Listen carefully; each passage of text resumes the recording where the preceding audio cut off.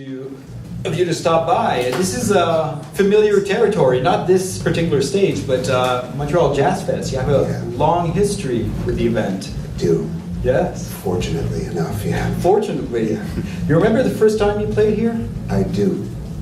Like it was yesterday. I think it was next door to a now disappeared and venue. I think you played Spectrum the first time you were here. And I have to give a special thanks to and a shout out to Colin James for allowing me to share the stage with him on that night, which for me was incredibly special to be opening for Colin James and to be introduced to the most special festival in the world, Montreal Jazz. Really? Yeah. You're not just saying that because you're here.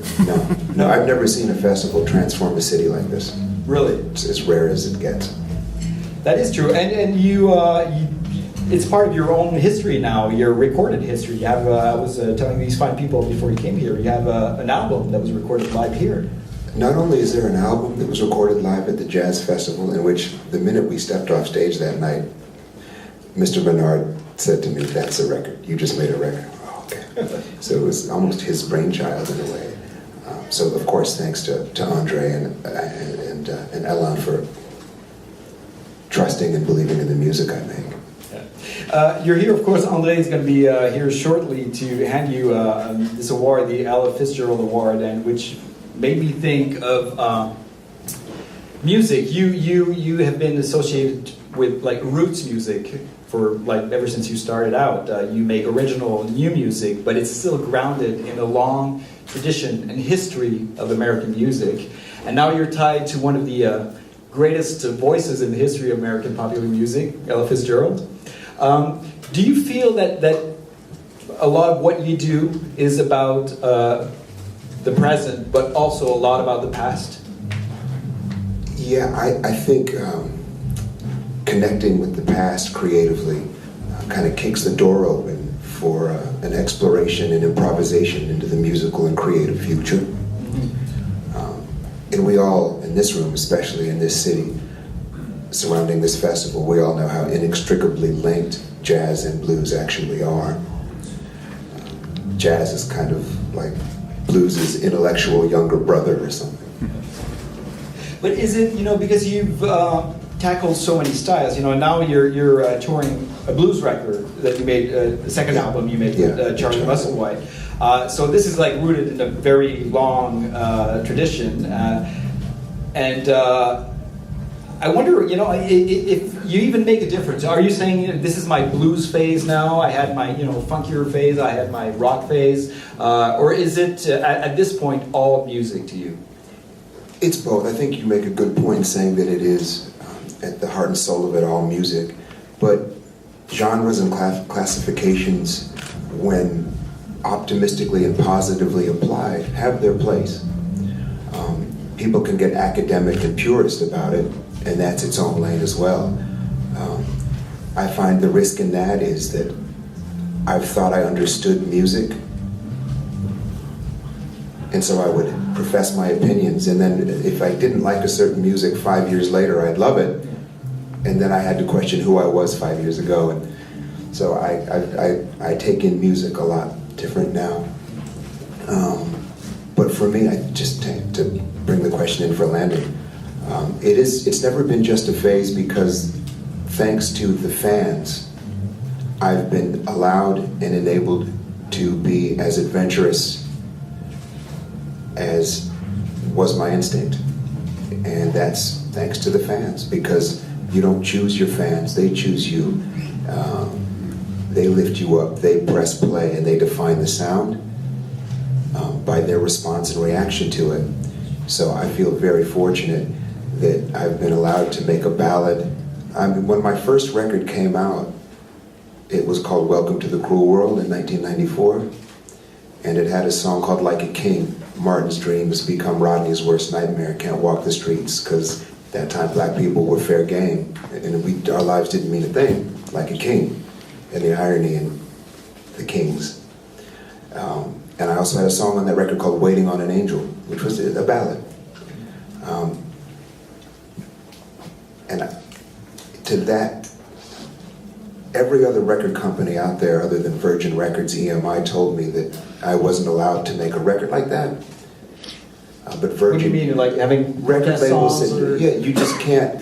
You have to pick a lane, choose a style, and stay in it. Otherwise, people won't connect and grasp what you. Everyone just felt it had to be cohesive, and I said the cohesiveness is in the eclecticism. Just because it's eclectic doesn't mean it's cohesive. And I think Ella represented that as well. I can never liken myself to the great singular Ella Fitzgerald. I'd never be foolish enough to do that. But she was brave the way she jumped from blues to jazz. She could sing the sweetest, clearest tone, and she could also wrench your heart out. And that's, I've never wanted to be restricted by music. I've only wanted to be free to explore through music. Yeah. It's funny you should mention that song "Like a King." I have like a very strong memory of the second time I saw you here, a smaller venue, Club Soda, and you when you play "Like a King," you would do it a cappella. You would move away from the mic and just I still like to do that. Yeah, you have your fist in the air. It's a very strong moment because it is different from sometimes like you get into a real big groove and then you get to that moment and it kind of like cuts. It's a very, very strong moment. You still play it a lot, or every I show? started bringing it back, but I still like to sing a cappella once a night, depending on how big the spot is. Yeah. Get the voice, see how far I can push my vocal cords as I get older. Are you? Is it depressing to think that? Bookmark depressing. I'm sorry to interrupt, No. but just to say, so the live record, and there was also the second time I played here, '96, Yeah. also at the Spectrum.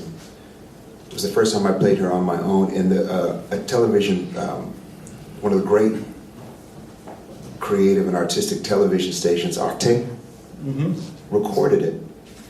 And that recording on Arte did as much or more than any record company to promote the music I write. It was a huge flashpoint that happened here.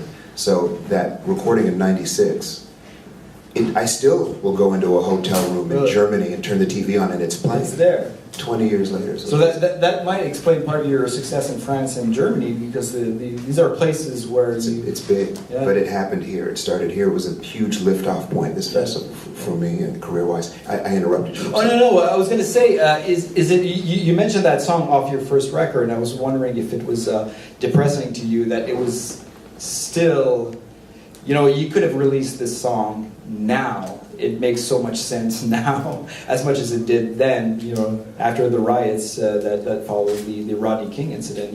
We're still talking about the same things. Yeah, my take on that is just, it's, no dissent, no progress. So I'm just in a permanent state of trying to put out what I feel strongest about. They'll always spin it on you because, musicians aren't supposed to talk about that. But, well, if I was talking about what you wanted me to be talking about, it'd be okay. You know what I mean? So it's always a rub there, but it's who I am, it's what I do.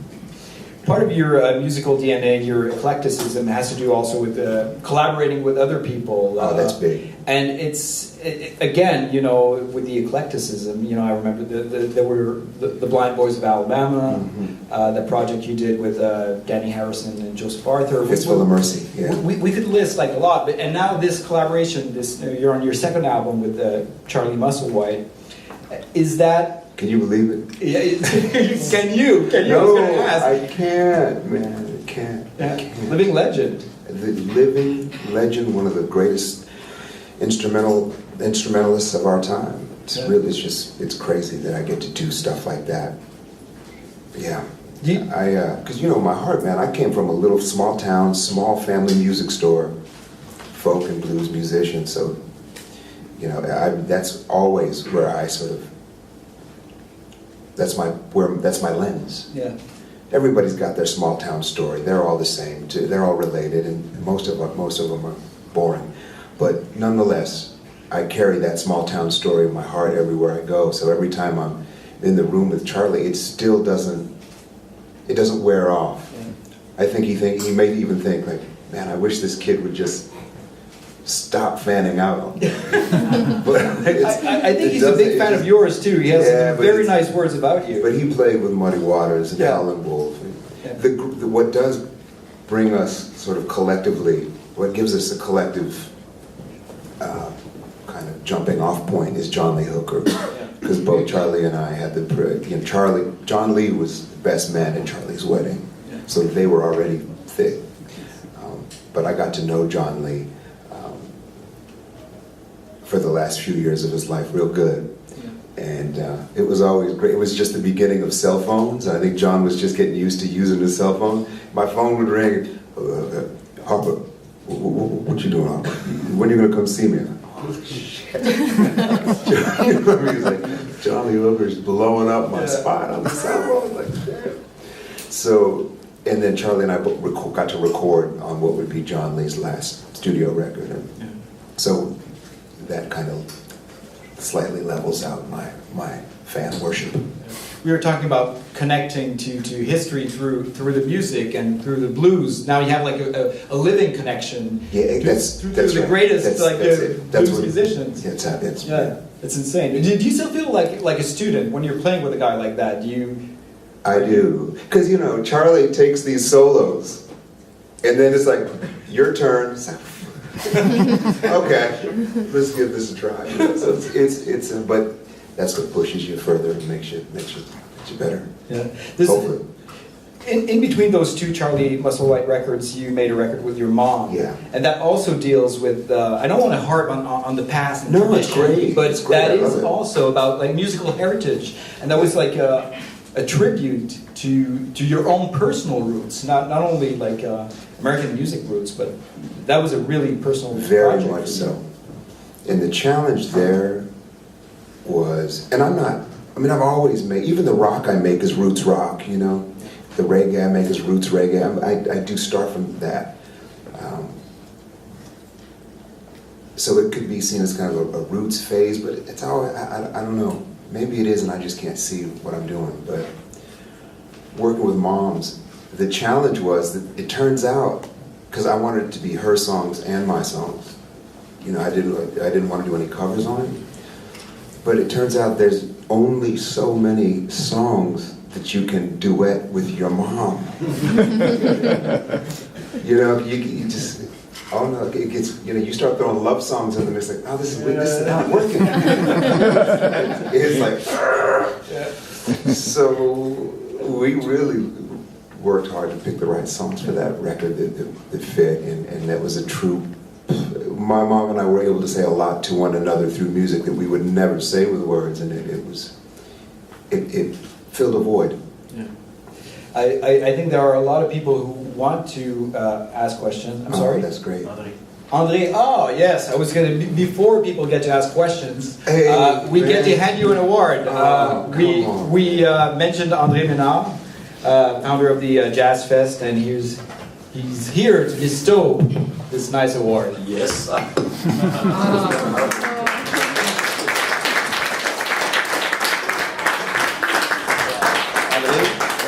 This morning I chose this t-shirt. Yeah. So I wanted to bring this little sound system and set up in the dirt there. It was you remember it was across the street from here.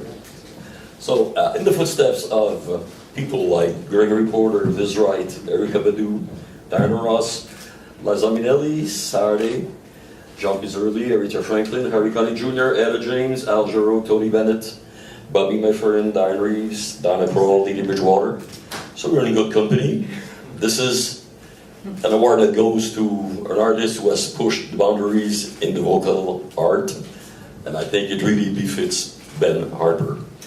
So please accept this very nice looking vintage trophy from the Montreal Jazz Festival. The Ella Fitzgerald Award 2018 to Mr.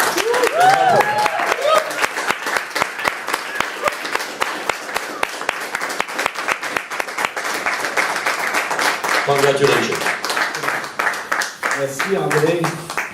Wow, you just mimed the chills. Yeah. I wasn't mine. No, there were actual chills going on. This is, as you know, Holy shit. that can't be better than playing with Charlie Musselwhite. That can't be. Man, it's at the top of the shelf, which Really? is where this will go. Yeah. Thanks, Andre. Well deserved. It goes back to the start of our conversation. We were talking about not the weight of history, but that feeling a connection to the music. And this is definitely a part of it. And it just goes to show how music travels. It needs its own special spot. Yeah. There you go. That's It's not. Okay. Cloud up. Now we're talking. No, she deserves it. Because we have to honor her memory. It's rough to it's not self-loathing, it's not self-deprecation, and the only thing that's worse than bravado is false modesty. Yeah. It's so annoying. But I truly am unworthy for this award. I will work diligently. One thing Ella represents to me amongst many is that you can have the span of an entire lifetime. A career doesn't have to be an arc, it can be a trajectory. And I hope to work a lifetime to deserve an award such as this. I love that expression, and it's not the first time I've heard you say this, and you were saying this in regards to Charlie, actually, who was the one who kind of showed you this difference between the trajectory and the arc. Yeah, Nicholas. That you can last in music. Now your career is a career. It's not just making music for fun. You have a lot of records behind you. You have a lot of fans. Yeah, the minute somebody is paying their rent from what you do, Yeah. it's a career. So are you Like it or not. So, are you seeing it also as? Are you realizing that there's also a legacy that is yours, and there are younger fans that come up to you and say, you inspired me to pick up a guitar or just. Yeah, that's. And people name the dog after you. It does get. You hear some crazy stuff, but the inspirational component to it is real, and I know how much it's meant to me to be inspired and to stay inspired. Just yesterday I saw Diva Mahal, Taj Mahal's daughter, who I babysat in Hawaii. It's, her and her dad, to be inspired by Taj. Taj Mahal gave me my first professional paying gig when I was 21 years old. He heard me playing, and he came up to me and Taj said, do you tour? And I said, well, I busked in Europe once. He says, no, but do you go on the road? And I said, you mean when I'm driving? Do I drive? Does he think I drive on the sidewalk? And he goes, youngster, you really are green. And I said, I'm green? Like I was so green I didn't know what being green meant. So he said, listen, man. He said, when you get a ticket in the mail, get on the plane. What in the hell? Like it was this mysterious blues code. And then a ticket arrived 2 weeks later with a note that said, get on the plane. And I went on tour with Taj for that year. And so to then be seeing Diva, who I knew as a baby, up on stage, to be inspired by Taj and Taj's daughter was a full circle moment here at the Jazz Festival. Just things like that tend to happen often here. So who knows, maybe like 40 years down the road, your own son will be talking about the lullabies that Charlie Musselwhite played for him on the harmonica or something. Could be. That's true. Could happen, Yeah, very much so. Is that something you would want? Because we were talking about your mother, perpetuating that idea of the music within the my family. daughter and my oldest son, music, beats, producer in the sort of Dre, Nas, he's on some other and he's incredible the way he mixes modern music and roots music, but he's way out front with that. I mean, Dietz and Top Line, he actually studied music, you know, and he's just got a whole other level. My son CJ, my daughter Harris is actually possibly the best writer in the family. Really? She is, I mean, her voice and her music is just, if I was writing songs at her age, like she's writing now, I might be getting somewhere. And you have like an even younger one that's hasn't started. We don't. You want us to get? I mean, listen. I'm changing diapers, and I'm trying to put somebody through college, both of which are my children. It's interesting. Oh, so that's the real listen, job. man. So music is still the fun part of your Yeah, the real job is keeping my back straight. Which apparently you're still a skateboarder. Yeah. I was going to ask, you know, I don't know if there's a polite way to ask this, but how old is too old to be on a skateboard? I love that question. You're never too old. Never, ever. Especially with, you know, the advancements they've made in body conditioning. Yeah. You know, athletes can just go longer diet, such. Yeah. Is it part of your like touring regimen? You know, Yeah. being keeps you in shape. Thought about going out yesterday, but man, I mean, that humidity just mugs you. Yeah. So I was gonna wait till night, but then, you know, you get to, by the time I made my second trip to the barbecue truck, it's parked out by the stage there. That barbecue truck there, have y'all had that? Man, that barbecue truck that is by that stage, you get that poutine pulled pork with the fries, man, it's crazy. I mean, it's game over, there's no skateboarding. Yeah, I was going to say, please don't try that dish before going on stage. Or before skateboarding. It's a bad idea. What happened was, because seeking elders is somewhat of an improbability just because it's not, I would be the youngster in those situations. So it would be kind of it's great to see people who are, you know, like getting older, such as myself, still interested in musicians who are coming up. And I think that was the case. My phone, at a certain age, I started to get some very interesting phone calls. You know, like ring, and it'd be Solomon Burke, John Lee Hooker. You know what I mean? That started to happen. And I was like, man, I might be getting somewhere with this shit. And then, so with the Blind Boys, they had covered a song of mine called I Shall Not Walk Alone. And I heard the cover. It was one of the earliest times a song I had written had been covered. And man, it just laid me out because it was so much, first of all, so much better than my version.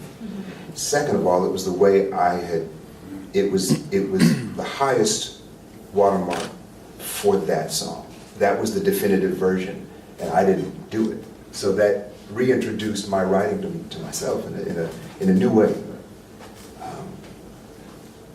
And from there, we just made the connection and started we just started. And what was cool, man, is that it was, because it used to be the 5 Blind Boys of Alabama, but only 3 kept touring. It was George, Jimmy, and Clarence. So the fact that I got to kind of be the 4th honorary member of that crew for a time was as rare as it gets.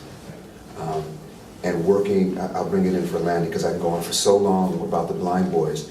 But first of all, you have to be very cautious about proximity.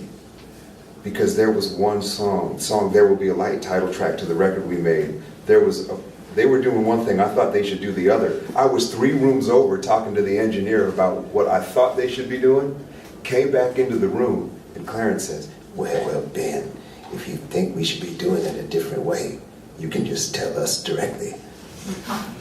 They can hear, you know, because blind, they use the ear, they can freaking hear what you're thinking. Never mind talking. I was like, uh-oh. So that was cool, just as a quick anecdote with the Blind Boys. But it was, God rest Clarence, man. He was a voice of thunder like the world's never heard before or will ever hear again. Because Ella, Clarence, Bob Marley, Jimmy, they take that with them. there's not, you know what I mean? There's not room for two of them, not here. So they take that spirit. We're left to sort through it, but we're left and blessed to have it at our disposal for our own inspiration. But boy, that voice, those voices don't come again. So we're lucky to have them. I just feel like the luckiest human being alive to get to have worked with Clarence. Thanks. Thank you. Question here? Kevin Mason, Jazz Police. When you're on the road and you and traveling through all other cultures, you may hear something on the street, maybe a street musician or the sounds of the culture. Do you ever incorporate it in a performance of your music that night? Like, let's say you haven't gone to rehearsal and you say, "Oh man, I heard something on the street. I want to incorporate that in what I'm doing." Kevin, I do. Not only do I incorporate it, like cruising around Istanbul, Turkey, hearing the saz, and then just sitting and taking notes and trying to take that instrument back to my instrument. But also, I've brought players straight from the street to the stage numerous times. Okay. And look to do that more. All right. Thanks for the question. I have time for one more question. Yeah, I mean. Hi, I'm Jessica. I work here. Hi, Jessica. Hi.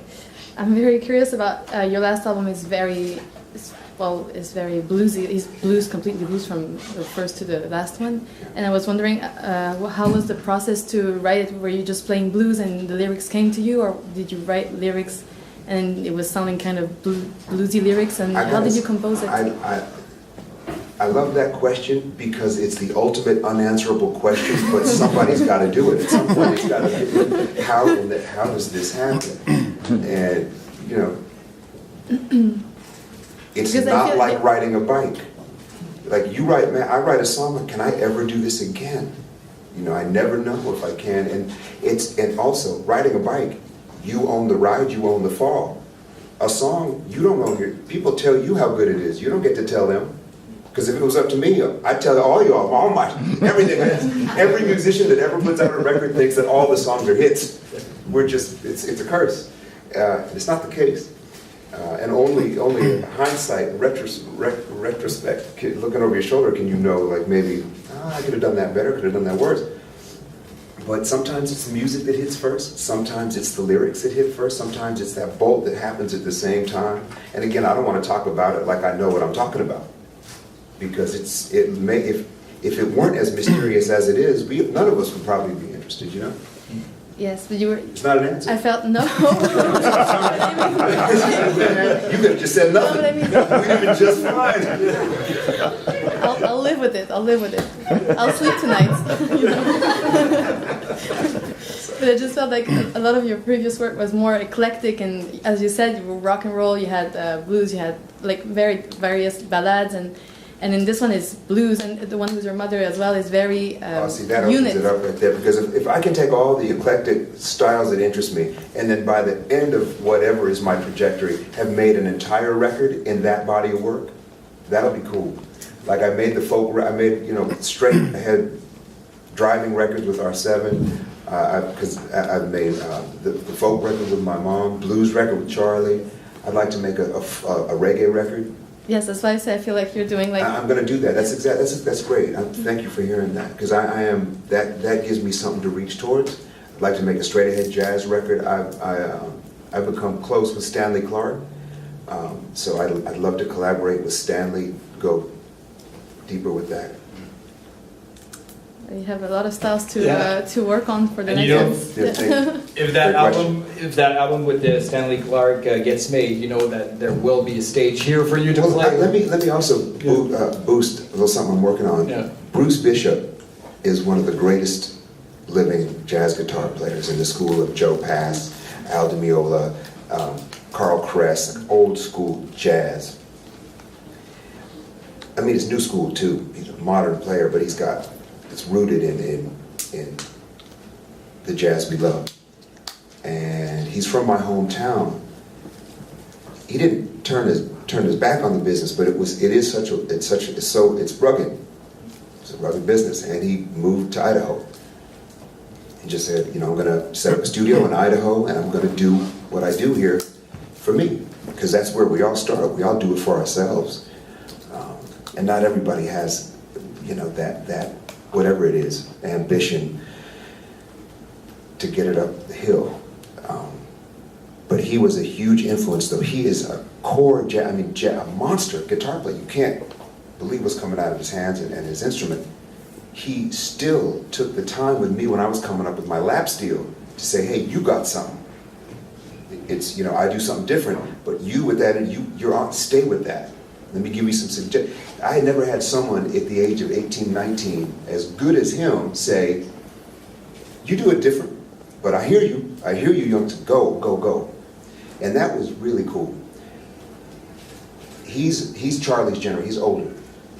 And I can't let that sit. So I just produced a record of his, came to LA, 10-song record, all original material, mind you, of the highest order. You would think his material could have been written by any of the jazz greats you see in these hallowed halls. And it's Stuart Copeland on drums, Stanley Clarke on bass. I pulled favors, man. I said, look, man, let's heat this thing up. Stuart, Stanley, Bruce Bishop, and man, I'm telling you, but the thing is, where am I going to go with it? Yeah. Who's putting out jazz and blues? Who's buying? Where do I go? It's like, okay, you make a great record now. It's like, yeah, okay, you know, you may as well go out on the corner with a bullhorn. Yeah. You know what I mean? Which may not be the worst idea. Yeah. But for now, I'm trying to get it out. So it's done, it's mastered, and we're just gonna find a home for it. It's something we definitely want to hear, as well as that next jazz record that you will be putting out. You should hear Stanley and Stuart together doing this. It's because, you know, Stuart's got that thing that no other drummer has, and Stanley. It's and Bruce with these chops. It's mad. It's a hell of a trio. Wow, I want to hear it. I'll give it to you, man. I can't. Well, we have one last. Oh, there's just one last one. Oh, I'm sorry. Yeah. Hi, Sheila Mason from Jazz Police. Hi, Sheila. You sort of answered. Y'all know. Okay, y'all. You know each other. Okay, yeah. We're a team. Sorry to interrupt you. Love your hat. Oh, thank you. You actually sort of answered my question while I was waiting about aspirations. You've had such an extraordinary career. I wanted to know, you know, what other things you like to do, but you mentioned Stanley Clarke and other things. So I'll ask you another question. I'd like to know, what is either the strangest or funniest thing that's ever happened to you on stage? The strangest thing that's ever happened to me on stage was in Switzerland. And I believe it was Bern. It was early days, like 94, 95. And it was an airplane hangar. It was this round, you know, in the early days, you just get booked where you can, not where you want, right? So, and the place was pretty well packed. It was a good day. And I have a ballad called Forever. It was the encore. We came back out, and the place was hopping. We came back out with the ballad. Everybody sat down, right? So everyone sits down, and I start playing this song called Forever. And in the distance, well, first, we're playing the song, and in the back, the door opens. And you see this figure come in the door. You don't think anything of it, people going in and out. And then in the distance, I hear what I think is a saxophone. I said, oh, someone must be outside, busking, doing their thing. It's not too loud. It gets louder and louder, and I'm saying, okay, it's the radio one. All of a sudden, the crowd parts. People start right straight down the middle. People start tilting to the side. And this dude is steadily walking through the crowd, blowing along to the song on his tenor sax. And we're playing, and me and Juan and Oliver and Lynn, we're looking at each other like, no, he didn't, but he's in the cut. Right? This dude proceeds, walks up, barrier, just playing, doesn't miss a note, hop over the barrier,